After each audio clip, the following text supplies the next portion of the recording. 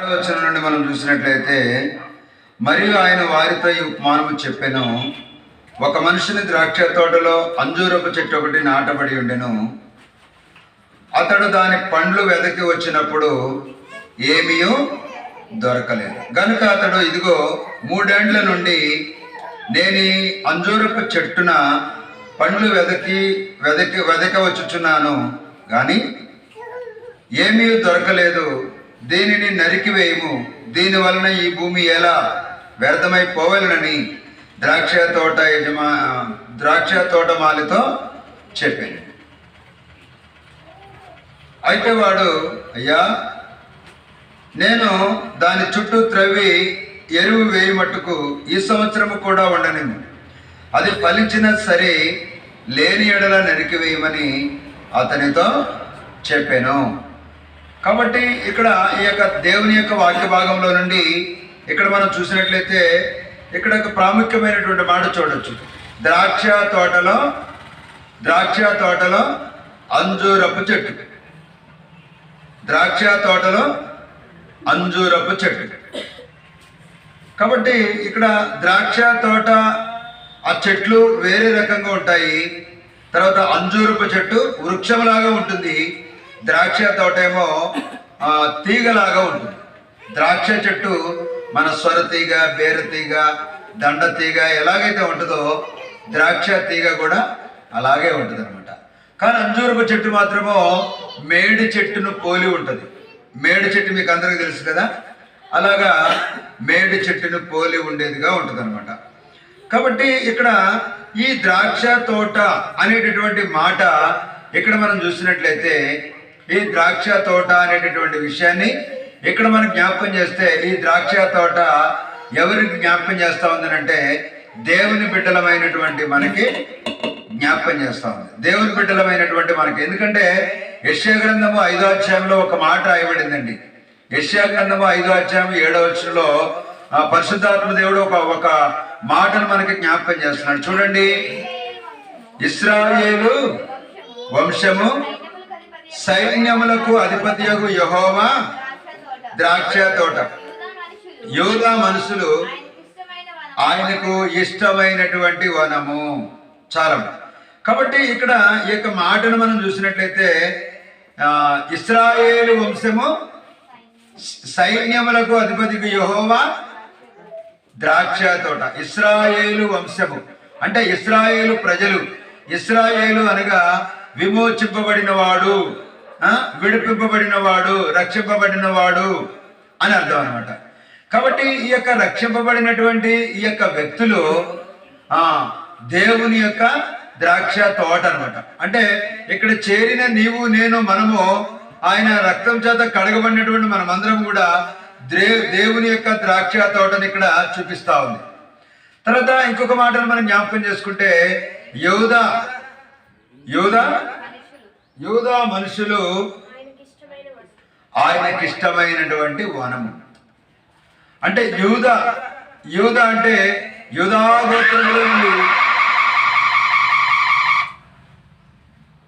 గోత్రములో నుండి ప్రభు అయినటువంటి యేసుక్రీస్తు ప్రభువారు ఈ లోకానికి వచ్చాడు. కాబట్టి ఈ యొక్క యూదా గోత్రము అనేది ఆయనకిష్టమైనటువంటి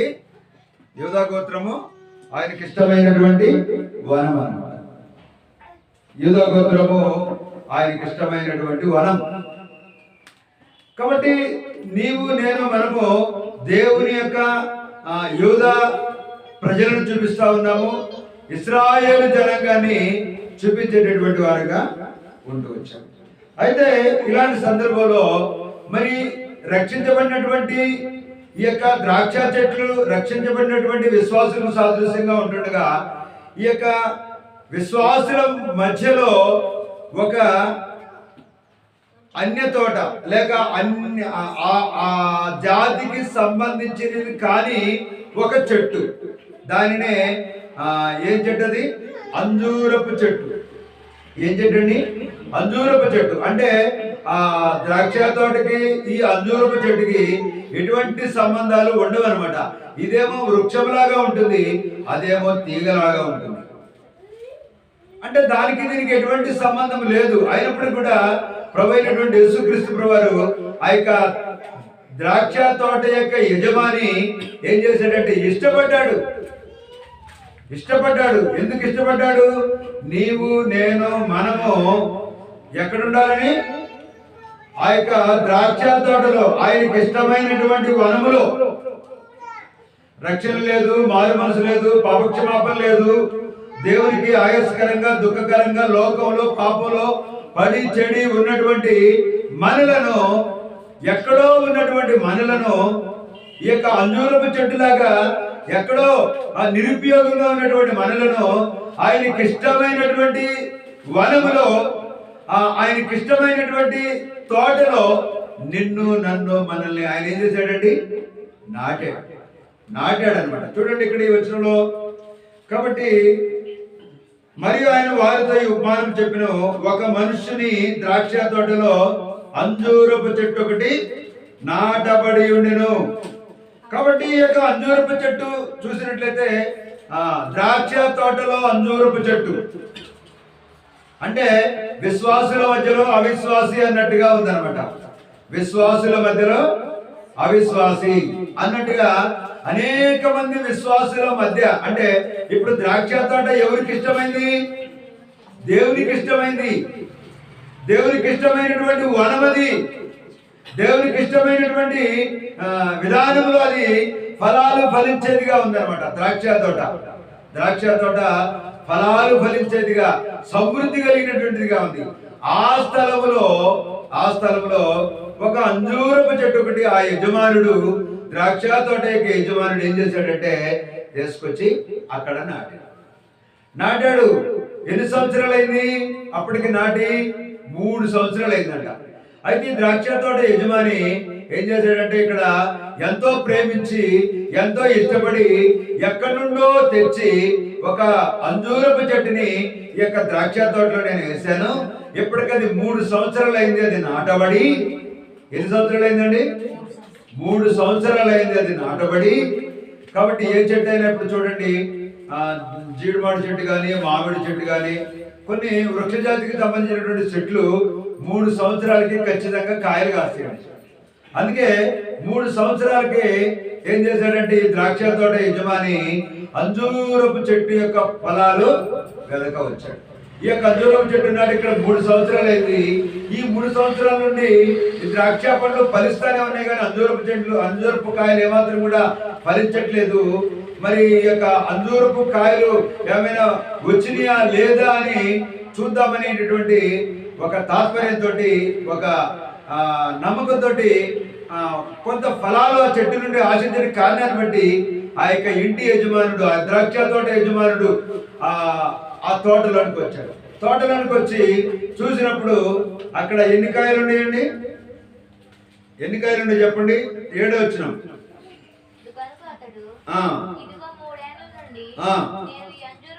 3 ఏండ్ల నుండి నేను ఈ అంజూరపు చెట్టున పండ్లు వెదక వచ్చుచున్నాను, గాని ఏమీ దొరకలేదు. దీనిని నరికివేయము, దీని వలన ఈ భూమి ఎలా వ్యర్థమై పోవలనని ద్రాక్ష తోటమాలితో చెప్పాను. కాబట్టి దేవుడు కొంత గ్రేస్ పీరియడ్ అని ఇచ్చాడు. ఆ ద్రాక్ష తోట యజమాని ఆ యొక్క అంజూరపు చెట్టుకి కొంత గ్రేస్ పీరియడ్ అనేది ఇచ్చాడు అనమాట. అంటే ఇంతకాలం లోపల నువ్వు ఫలించాలి, ఇంతకాలం లోపల నువ్వు అభివృద్ధి చెందాలి, ఇంతకాలం లోపల నువ్వు కాయలు కాయాలి, అనేకుల్ని ప్రాముఖ్యంగా నీ యజమానుడైనటువంటి నన్ను సంతోష పెట్టాలి అనేటటువంటి విధానంలో ఆ యొక్క తోటమాలి ఏం చేశాడంటే నన్ను సంతోషపెట్టే చెట్టులాగా ఉంటదని చెప్పి ఆ చెట్టుని దేవుడు ఏం చేశాడు? ఆ యొక్క అంజూరపు చెట్టుని ద్రాక్ష తోటలో నాటడం జరిగింది అనమాట. సంవత్సరం అయింది, కాయలు లేవు. 2 సంవత్సరాలు అయింది, కాయలు లేవు. సరేలే కొత్త కదా నాటి, అందుకే కాయలేదేమో అనుకున్నాడు. కానీ 3వ సంవత్సరం కూడా చూశాడు. 3వ సంవత్సరం కూడా ఏం లేవండి, కాయలు లేవు. 3వ సంవత్సరం కూడా అక్కడ ఫలాలు ఏమాత్రం కూడా లేనివిగా ఉంటా ఉన్నాయి. ఫలాలు లేనటువంటి చెట్టులాగా ఆ యొక్క చెట్టు ఉండిపోయింది అనమాట. ఉండిపోయినప్పుడు చూడండి, వాస్తవంగా ఆ యొక్క చెట్టు ఎంతో నిరుపయోగంగా, చూడడానికి అయితే బాగా ఎదిగింది, ఫలించింది, ఎత్తుగా ఉంది, కానీ ఏమాత్రం కూడా అది చూడండి. మార్కు సువార్తలో ఒక మాట మనం జ్ఞాపకం చేద్దాం. 11వ అధ్యాయం, మార్కు సువార్త 11వ అధ్యాయంలో ఒక మాటను మనం జ్ఞాపకం చేసుకున్నాం.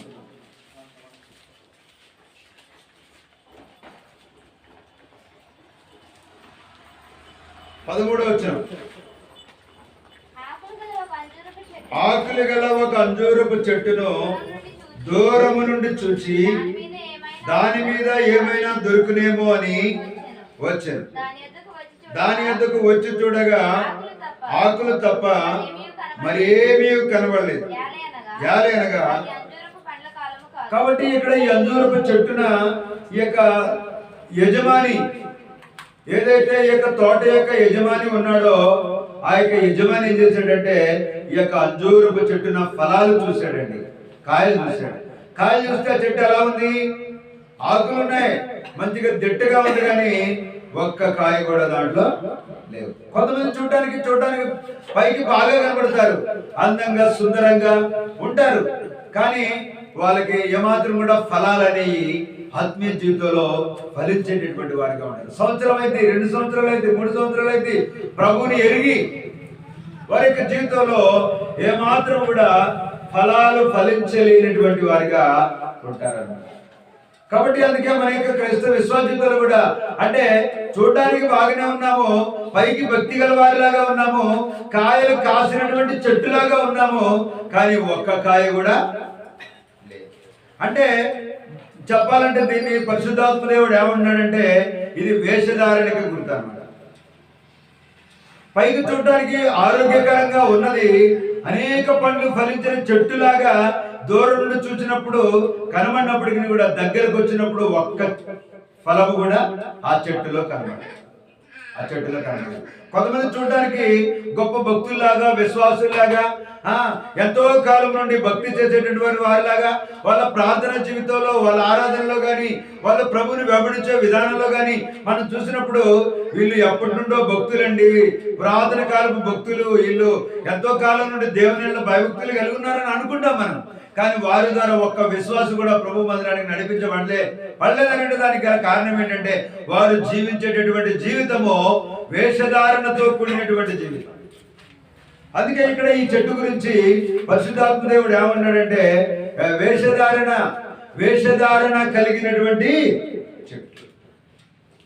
చూసారా? సంవత్సరం అయింది, 3 సంవత్సరాలు అయింది, 2 సంవత్సరాలు అయింది, సంవత్సరాలు గడిచిపోతున్నాయి, కానీ ఏమాత్రం కూడా ఫలాలు ఫలించలేనటువంటి వారంగా ఉన్నాం.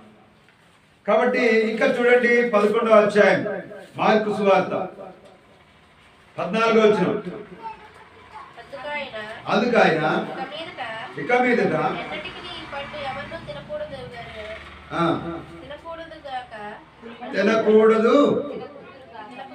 తినకుందురు గాక అని చెప్పాను. ఇది ఆయన శిష్యులు వినిరి. చూసారు? కాబట్టి దేవుని యొక్క వాక్య భాగంలో అంటే ఎప్పుడైతే వేషధారణతో కూడినటువంటి చెట్టులాగా బయటికి మాత్రం ఫలాలు ఫలించే చెట్టులాగా ఉన్నప్పటికీ ఆ చెట్టు ఫలాలు లేకపోయిన కారణాన్ని బట్టి ప్రభు అయినటువంటి యేసుక్రీస్తు ప్రభువారు ఆ చెట్టుని ఏం చేస్తా ఉన్నారు? శపిస్తున్నారు. అంటే వేషధారణ జీవితం అనేది శపితమైన జీవితం. పైకేదో పళ్ళు కనబడినట్టుగా, పళ్ళు కాయలు కాసినట్టుగా కనబడి దగ్గరికి వెళ్తే ఒక్కటి కూడా కనబడకపోవడం అనేది ఇది వేషధారణతో కూడినటువంటి జీవితం. ఈ వేషధారణ జీవితము, పైకి భక్తి గల జీవితము, ఇది శపితమైనటువంటి జీవితం. అందుకే ఈ యొక్క అంజూరపు చెట్టును దేవుడు ఏం చేశాడంటే ఇక్కడ చెప్పించినట్లుగా మనము చూడవచ్చు. 20వ వచనం. 20 మార్గమున పోవుచుండగా ఎండి ఉండుట చూచిరి. బోధకుడా, ఇదిగో నీవు శపించిన అంజూరపు చెట్టు ఎండిపోయినని కాబట్టి ఎప్పుడైతే పరిశుద్ధాత్మ దేవుడు ప్రభు అయినటువంటి యేసుక్రీస్తు వారు ఆ చెట్టుని శపిస్తూ వచ్చినాడో అది ఎక్కడి నుండి ఎక్కడి వరకు ఎండిపోయిందండి? ఏరు మొదలుకొని చివరి వరకు ఎండిపోతూ వచ్చింది. ఎండిపోయిన జీవితం, ఎండిపోయినటువంటి జీవితం కలిగినటువంటి చెట్టుగా ఉందన్నమాట. ఇంకా అంత మాత్రమే కాకుండా లూకా సువార్తలో ఇందాక మనము 13వ అధ్యాయంలో మనం చూసినప్పుడు ఫలాలు లేనటువంటి చెట్టు. ఏం చెట్టు అండి? అంజూరం చెట్టు. ఫలాలు ఫలించలేనటువంటి చెట్టు, ఫలము ఒక్కటి కూడా ఈనటువంటి చెట్టు. తర్వాత వేషధారణతో కూడినటువంటి చెట్టు. పైకి మాత్రము పళ్ళున్నట్టుగా కనబడుతుంది కానీ ఒక్క పండు కూడా ఇయ్యలేనటువంటి చెట్టుగా ఉంటా ఉంది. శపించబడినటువంటి చెట్టుగా ఉంటా ఉంది. ఎండిపోయినటువంటి చెట్టుగా ఉంటా ఉంది అనమాట. ఎప్పుడైతే ఈ చెట్టు ఎండిపోద్దో ఏం చేస్తారు అనేకులు? ఏం చేస్తారండి? ఏం చేస్తారు? ఇప్పుడు యజమాని ఏం చేస్తా ఉన్నాడు? ఈ చెట్టులో ఒక్క ఫలము కూడా లేదు కాబట్టి ఇప్పుడు మనం దీన్ని ఏం చేయాలి? అర్జెంటుగా దీనిని నరికివేయి అని చెప్పి ఆ తోట యజమాని ఆ తోట మాలితో చెప్తాం ఇక్కడ మనం చూస్తాం. కాబట్టి దేవుడు కొంత గ్రేస్ పీరియడ్ ఇచ్చాడు, ఆ కృపాకాలం ఇచ్చాడు. కొంత ఈ కాలంలోనే నువ్వు ఫలిస్తావేమో, ఈ కాలంలోనే నువ్వు మారుతావేమో, ఈ కాలంలోనే నువ్వు మార్పు చెందుతావేమోనని పరిశుద్ధాత్మ దేవుడు నీకు నాకు మనకేం చేస్తాడంటే కొంత సమయం ఇస్తాడు. ఆ సమయం ఇచ్చినప్పుడు మనం ఫలించలేదా చివరికి మన యొక్క స్థితి కూడా ఈ యొక్క చెట్టు లాగానే ఉంటుంది అనమాట. గత కాలంలో మనం కూడా దేవుని ఎరిగి ప్రభువుని సంపూర్ణంగా ఎరిగి కూడా ఫలాలు లేనటువంటి చెట్టులాగా ఉంటూ వచ్చినాం. వాస్తవంగా నరికి వేయబడవలసినటువంటి చెట్టులాగా ఉంటూ వచ్చినాం. ఎండిపోవలసినటువంటి చెట్టులాగా ఉంటూ వచ్చినాం. పైకి మాత్రము భక్తి గల వారిలాగా వేషధారులుగా ఈ లోకంలో నీవు నేను మనము జీవిస్తూ వచ్చినాం. యజమానుని సంతోషపెట్టాలని ఒక్క ఫలము కూడా ఇయ్యలేనటువంటి చెట్టులాగా నీవు నేను మనము జీవిస్తూ వచ్చినాం. చూడండి ఎంత బాధకరమైనటువంటి విషయం. గత కాలంలో గడిచిన సంవత్సరాలలో గడిచిన సంవత్సరాల్లో కానీ ఏ మాత్రం కూడా ఫలాలు లేనటువంటి చెట్టుగా ఉంది. అందుకే యజమానుడు ఏమంటున్నాడు? ఇది గనుక అతడు ఇదిగో 3 ఏండ్ల నుండి నేను ఈ అంజూరపు చెట్టున 13:7 అండి లూకా, ఏమీ దొరకలేదు, దీనిని నరికివేయము, దీని వలన భూమి ఎలా వ్యర్థమై. కాబట్టి ఇప్పుడు ఆ చెట్టు ఏం చేస్తా ఉంది? కొంత భూమిని ఆక్రమించింది. ఆ యొక్క చెట్టు కొంత భూమిని ఆక్రమించింది. అదే చెట్టేసే పొలంలో ఇంకొక 2 ద్రాక్ష తీగలు వేసేస్తే అక్కడ ఇంకా ఫలాలు వచ్చాయేమో. దీని వలన ఈ భూమి ఎలా వ్యర్థమై పోవలెను అంటే అది కొంత స్థలాన్ని వ్యర్థం చేసేస్తుంది. ఫలాలు ఫలించేటటువంటి స్థలాన్ని, పండ్లు ఇచ్చేటటువంటి స్థలాన్ని ఏం చేస్తుంది? చెట్టు వ్యర్థము చేస్తా ఉన్నారు, వ్యర్థం చేస్తాం. చూసారా? కాబట్టి దీని వలన భూమి కూడా ఏమైపోయిందండి? వ్యర్థమైపోతూ వచ్చింది. కాబట్టి నేను మన యొక్క క్రైస్తవ విశ్వాస జీవితంలో మన యొక్క జీవితంలో కూడా చూసినట్లయితే మనం కూడా ఈ చెట్టులాగా గత కాలంలో గడిచిన సంవత్సరంలో ఎలాగున్నాము? ఫలాలు లేనటువంటి చెట్టులాగా ఉన్నాం. వేషధారిగా నీవు నేను మనము జీవిస్తూ వచ్చినాం. అయినా కానీ ఇక్కడ తోటమాలికి వాస్తవంగా ఏం చేయాలండి? నమస్కారం చేయొచ్చు. ఎందుకు? ఆ తోటమాలి ఏం చేస్తా ఉన్నాడు? తోటమాలి ఏం చేశాడండి? ఆ చెట్టు కొరకు వేడుకున్నాడు. కింద వచ్చిన అయితే వాడు అయ్యా నేను దాని చుట్టూ త్రవ్వి ఎరువు వేయబట్టుకు ఈ సంవత్సరము కూడా వండనిమ్ము. ఏం చేయాలంటే ఈ సంవత్సరము కూడా వండనిమ్ము. కాబట్టి ఇప్పుడు ఈ తోటమాలి ఎవరికి సాదృశ్యంగా ఉన్నాడు? తోట యజమాని ఎవరికి సాదృశ్యంగా ఉన్నాడు అనేటటువంటి విషయాన్ని మనం చూసినట్లయితే ఈ తోట యజమాని ప్రభు అయినటువంటి యేసుక్రీస్తుకు సాదృశ్యంగా ఉన్నాడు. ఈ తోటమాలి దేవుని యొక్క సేవకునికి సాదృశ్యంగా ఉంటాడు. తోటలోని అంజూరపు చెట్టు విశ్వాసికి సాదృశ్యంగా ఉంది. తోటలోని ద్రాక్ష చెట్లు రక్షించబడినటువంటి దేవుని యొక్క ప్రజలకు ఫలాలు ఫలించే దేవుని యొక్క ప్రజలకు సాదృశ్యంగా ఉన్నారు. కాబట్టి నీవు నేను మనము ఫలాలు ఫలించలేనటువంటి చెట్టులాగా, అంటే ఒక వేషధారణ కలిగినటువంటి చెట్టులాగా ఉన్నప్పుడు, యజమానిని సంతోషపెట్టే చెట్టులాగా లేనప్పుడు, శపింపబడినటువంటి చెట్టులాగా ఉన్నప్పుడు, ఇంకేంటండి, ఇంకేముంది దాని గురించి? వేషధారణతో ఉంది, అంటే బయటకు చూడటానికి మాత్రం ఎన్నో పండ్లు కాయలు ఉన్నట్టు కనపడింది, కానీ ఒక్క కాయ కూడా లేదు. మరి ఎన్ని సంవత్సరాలు ఉంటుంది ఇక్కడ? ఎన్నో సంవత్సరాలు ఉంటున్నాయి ఇక్కడ. ఇప్పుడు కొంతమంది ఏమంటారు తెలుసా? ఏంటి మీరు ఇప్పుడు వచ్చి ఎన్నో సంవత్సరాలు ఉంటున్నాం ఇక్కడ మేము అంటారు కొంతమంది కొన్ని సంఘాల్లో. ఎన్ని సంవత్సరాలు ఉంటే ఏం సుఖం?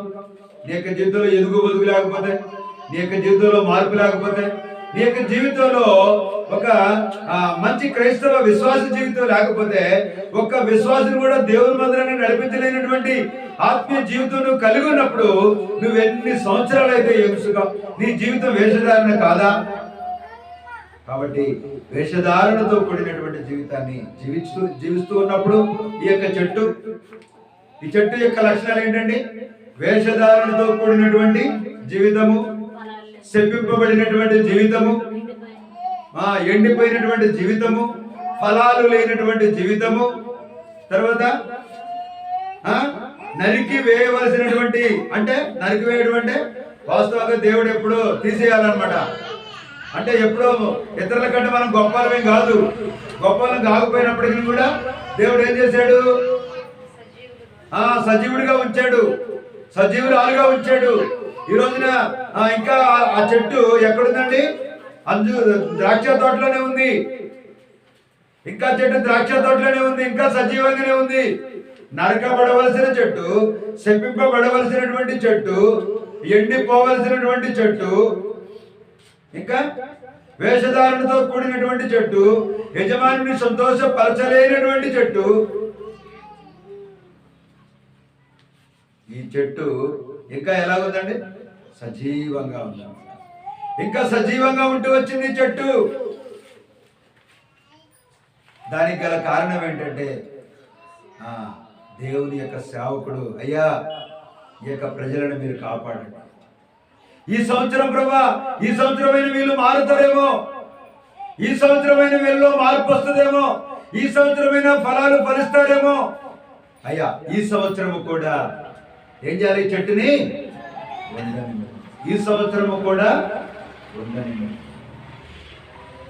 అని అంటే, వాస్తవంగా నీవు నేను మనము నరకబడవలసినటువంటి స్థితిలో ఉన్నటువంటి వారము, ఎండిపోవలసిన స్థితిలో ఉన్న వారము. ఎండిపోయిన చెట్టుని ఏం చేస్తారు? ఎండిపోయిన చెట్టుని ఏం చేస్తారు? మత్తయి సువార్త 3వ అధ్యాయం, మత్తయి సువార్త 3వ అధ్యాయం చూడండి 10వ వచనం నుండి. ఇప్పుడే గొడ్డలి చెట్ల వేరున ఉంచబడి ఉన్నది గనుక మంచి ఫలము ఫలించని ప్రతి చెట్టును నరకబడి అగ్నిలో వేయబడును. చాలా ఏంటంట? ఇప్పుడే గొడ్డలి ఎక్కడ ఉంచబడిందంట? ఫలిస్తావా లేదా? రెడీగా ఉంచా గొడ్డలి అంటున్నాడు. నరకబడిన చెట్టు ఏం చేద్ది? ఎండిపోద్ది. ఎండిపోయిన చెట్టుని ఏం చేస్తారు? తీసుకెళ్లి చెత్త కుప్పలో పడేస్తారు. చెత్త కుప్పలో ఉన్న చెత్తనంతా ఏం చేస్తారు? కాల్చి. అంటే ఇది భయంకరమైనటువంటి అగ్నిగుండమునకు సాదృశ్యంగా ఉంది. కాబట్టి నీవు నేను మనము కూడా అగ్నిగుండమునకు వెళ్ళవలసిన వారమై ఉన్నప్పుడు దేవుడు ఏం చేశాడు? ఆ స్థితిలోనికి వెళ్లకుండా మరి ఒక సంవత్సరాన్ని ఇచ్చాడు. ఏం చేశాడంటే, ఆ తోటమాలి ఏం చేశాడు? అయ్యా ఈ చెట్టుని ఈ సంవత్సరము కూడా ఉండనిమ్ము. ఏం చేస్తావు ఈ సంవత్సరం? నేను ఏం చేస్తాడంట? దాని చుట్టూ త్రవ్వుతాడంట. దాని చుట్టూ త్రవ్వి నీళ్ళు పెట్టి ఎరువేసి మళ్ళా దాన్ని కొంచెం బలపరుస్తాను, ఇంకా అది కొంచెం ఆరోగ్యవంతమైనటువంటి చెట్టుగా నేను చేస్తాను. చేసినప్పుడు ఒకవేళ ఈ సంవత్సరం ఏమైనా ఫలిస్తుందేమో, ఒక్క సంవత్సరం నాకు అవకాశం లేదు. తోటమాలి ఏం చేస్తా ఉంటాడు? ఒక్క సంవత్సరం అవకాశమే. కాబట్టి మనము కూడా ఈ యొక్క అంజూరపు చెట్టుకి సాదృశ్యంగా. కాబట్టి మరి యొక్క సంవత్సరాన్ని దేవుడు నీకు నాకు మనకి ఏం చేశాడు? అవకాశం. మరొక సంవత్సరం అవకాశం ఇచ్చాడు. వాస్తవంగా మన యొక్క స్థితి ఎండిపోవలసిన స్థితి, నరకబడవలసినటువంటి స్థితి, శపింపబడవలసినటువంటి స్థితి, వేషధారణతో కూడినటువంటి స్థితి, అగ్నిలో వేయబడవలసినటువంటి స్థితి, ఇలాంటి స్థితి కలిగినటువంటి నిన్ను నన్ను మనల్ని దేవుడు మరొక సంవత్సరం ఏం చేశాడు? పొడిగించాడు. అయ్యా ఈ సంవత్సరం కూడా ఉండనిమ్మనంటే ఆ యొక్క ద్రాక్ష తోటమాలి బతిమలాడినటువంటి కారణాన్ని బట్టి ఆ యొక్క తోటమాలి ఏం చేశాడు? మరి యొక్క సంవత్సరం కూడా ఉంచుతూ వచ్చాడు అనమాట. కాబట్టి దేవునికి బిడ్డగా దేవుని యొక్క సన్నిధిలో వాస్తవంగా ఈ యొక్క చెట్టు గురించి మనం చూసినట్లయితే, ఎప్పుడైతే ఇది ఇంకా ఈ సంవత్సరం కూడా ఫలాలు ఫలించలేదనుకో, ఇంకొక సంవత్సరం కూడా ఆ యొక్క తోటమాలి యొక్క ప్రార్థన విన్నపాన్ని ఆ యొక్క దేవాది దేవుడు విని ఆ సంవత్సరము కూడా అది ఫలించలేదనుకో, నిజంగా దానికి రక్షణ ఉండదా? దాన్ని ఇంకా తోటమాలి కాపు కాస్తాడా? ఇంకా దాని కొరకు వేడుకుంటాడా? ఇక దానికి ఎరువేస్తాడా? ఇంకా దానికి నీళ్లు పెడతాడా? దాని మీదకి పశువులు రాకుండా కాపాడతాడా? శత్రువు రాకుండా దాన్ని భద్రపరుస్తాడా? ఏమాత్రం కూడా భద్రత అనేది లేనటువంటి చెట్టులాగా అయిపోతుంది. ఫలాలు ఎప్పుడైతే ఫలించలేదో, వాస్తవంగా ఈ సంవత్సర కాలంలో చూసినట్లయితే మన యొక్క జీవితంలో కూడా మరి ఫలాలు ఉన్నాయా? కనీసం నువ్వు ఒక వ్యక్తినైనా దేవుని మందిరానికి తెచ్చావా? ఒక్క ఫలమైన ఈ సంవత్సరం ఫలించావా? ఫలించకపోయినా దేవుడు ఏం చేశాడు? మరలా ఇంకా ఉంచాడు. ఎన్ని రోజులు ఉంది? ఇంకొక 10-12 రోజులు ఉందన్నమాట. ఈ 10-12 రోజులు ఇంకా దేవుడు అవకాశం ఇచ్చాడు. ఈ సంవత్సరానికి నీకు అవకాశం ఉంది. మరి వచ్చే సంవత్సరం ఉంచుతాడో తీసేస్తాడో ఆయన ఇష్టం. కాబట్టి ప్రియమైన బిడ్డలారా, దేవుని యొక్క సన్నిధిలో వాస్తవంగా మన యొక్క పరిస్థితి కూడా అలాగే ఉంది. అలాగే ఉన్నప్పుడు వాస్తవంగా రక్షణను కోల్పోయేటటువంటి వారంగా ఉంటాం. ఎందుకంటే మనలో ఫలాలు ఫలించలేనటువంటి కారణాన్ని బట్టి రక్షణ కోల్పోయేటటువంటి వారంగా ఉంటాం. వాస్తవంగా ఈ యొక్క తోటమాలి ఏం చేశాడండి? ఈ తోటమాలి ఏం చేశాడు? ఎక్కడి నుండి తెచ్చాడు ఈ చెట్టు? అసలు ఈ తోటకు సంబంధించిన చెట్టు కాదది. ఈ చెట్టు ఎక్కడుంది? అంజూరపు చెట్టు ఎక్కడుంది? ఎక్కడో ఉంది. ఇతర దేశంలో ఉందో, ఇతర గ్రామంలో ఉందో, ఇతర ప్రదేశంలో ఉందో, లేకపోతే మొండ్ల తుప్పలలో ఉందో, గచ్చ పొదలలో ఉందో, అది అనేకమైనటువంటి వాటికి దాడి చేయబడి రక్షణ లేనటువంటి చెట్టుగా ఉందో, ఎలాంటి చెట్టుగా ఉందో గత కాలంలో మనమైతే దాని గురించి అడగం. కానీ అలాంటి స్థితిలో ఆ చెట్టు ఉన్నప్పుడు ఆ చెట్టుకి ఇప్పుడు ఏం చేశాడు? ఈ యొక్క యజమాని ఏం చేశాడు? ఒక తోటలోనికి తీసుకొచ్చాడు. ఎక్కడ తీసుకొచ్చాడండి? ఒక తోటలోనికి తీసుకొచ్చాడు. ఈ తోట దేవుని యొక్క సంఘానికి సాదృశ్యంగా ఉంది. దేవుని యొక్క సంఘంలో మనకు భద్రత ఉంటుంది. దేవుని యొక్క సంఘంలో మనకి క్షేమం ఉంటుంది. దేవుని యొక్క సంఘంలో మనం ఆత్మీయంగా ఎదుగుతాము. ఇన్ని రకాలుగా భద్రత, క్షేమము ఆలోచించి ఈ యొక్క తోటమాలి, ఈ యొక్క తోట యజమాని ఈ యొక్క అంజూరపు చెట్టును తీసుకొస్తే ఇది చివరికి ఏమైందండి? చివరికి ఏమైంది? బాగా తిని మెక్కి బాగా బలిసి ఏమైందండి? దాని మీద రొట్టె ఉంది కానీ కాయ. చూసారా?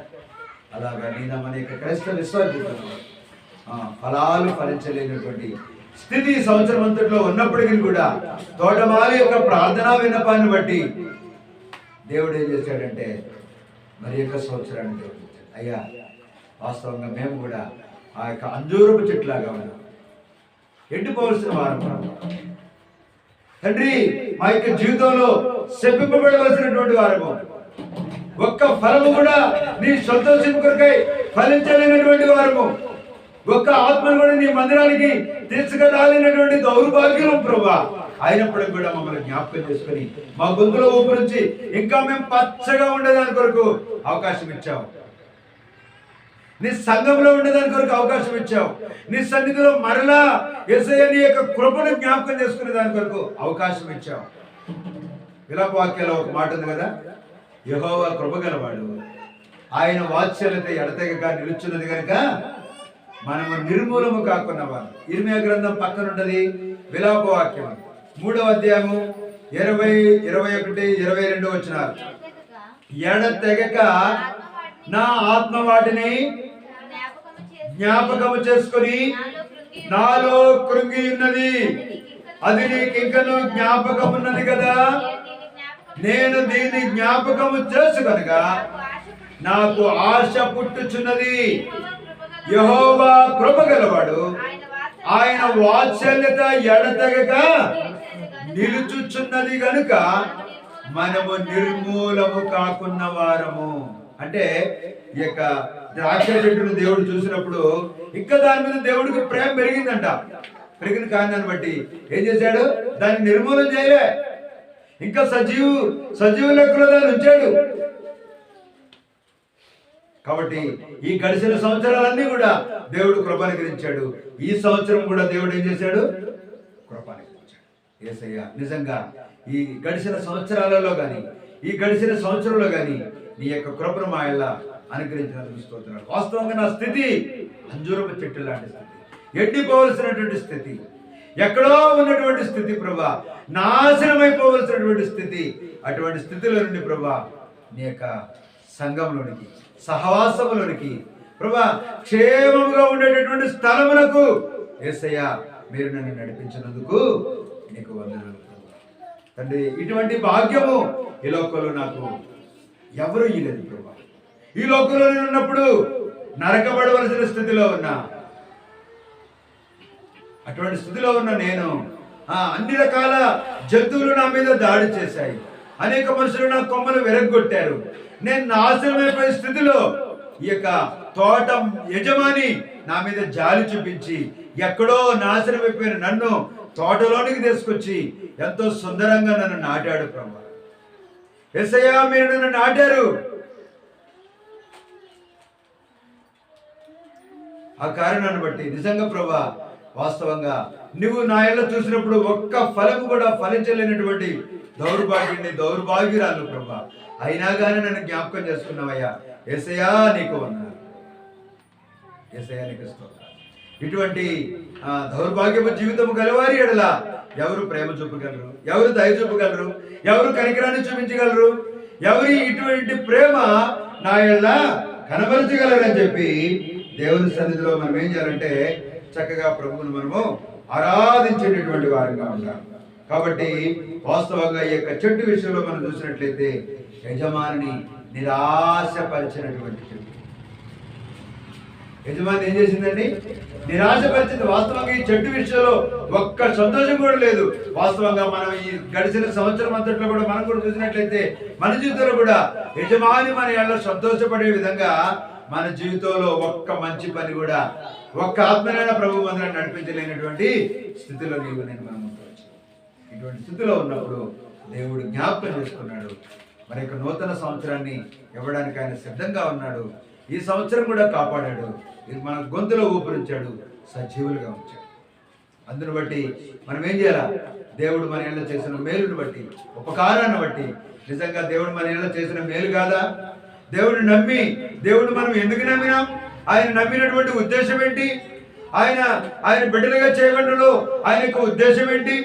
చూడండి, ఒక ఒక ఒక కుటుంబానికి ఒక ఇద్దరు భార్య భర్తలు ఉంటే వాళ్ళకు కుమారుడు కుమార్తెతో పుడితే మళ్ళా కుమార్తె కూడా పెద్ద అయిన తర్వాత ఒక కుమారుడినో కుమార్తెనో కనాలని ఆ తల్లిదండ్రులు ఆశపడతారు కదా. ఈ తల్లిదండ్రులు కూడా నాకు కుమారుడు కుమార్తె కావాలని ఆశపడతారు కదా. ఆ తండ్రి అయిన దేవుడు ప్రభు అయినటువంటి యేసుక్రీస్తు వారు నీ యేళ్ళ కూడా అదే చూశాడు. నా సన్నిధికి నువ్వు ఒక్క ఆత్మనైనా నడిపిస్తావని, ఒక్క ఫలానైనా ఫలిస్తావని ఆయన ఎదురు చూస్తూ వచ్చినాడు. కానీ నీలో నాలో ఒక్క ఫలము కూడా లేదే, ఒక్క ఫలాన్ని కూడా మనము ఫలించలేకపోతూ వచ్చామే, ఒక్క ఆత్మను కూడా దేవుని మందిరానికి తీసుకురాలేకపోయామే. అయినా ఇటువంటి వారి ఎడల ఎవరు కనికరం చూపించగలరు? అయినా కానీ మన దేవుడు ఏం చేస్తాడంటే కనికరాన్ని చూపించినటువంటి కనికర సంపన్నుడు అన్నమాట. ఆయన కనికర సంపన్నుడు. కాబట్టి ప్రతి చెట్టు కూడా ప్రతి చెట్టు కూడా దాని ఫలాన్ని బట్టి అది మంచిదో చెడ్డదో ఏమైందంట తెలియజేయబడి దాని ఫలాన్ని బట్టి. ఉదాహరణకు చూడండి, ఇక్కడ ఒక రేగు చెట్టు ఉందనుకో, అక్కడ రేగుకాయలు ఉంటాయి ఆ చెట్టుకి. ఆ కాయలు తింటే అది వగరుగా ఉందనుకో, ఇది వగరు చెట్టు అంట. ఇంకొక చెట్టు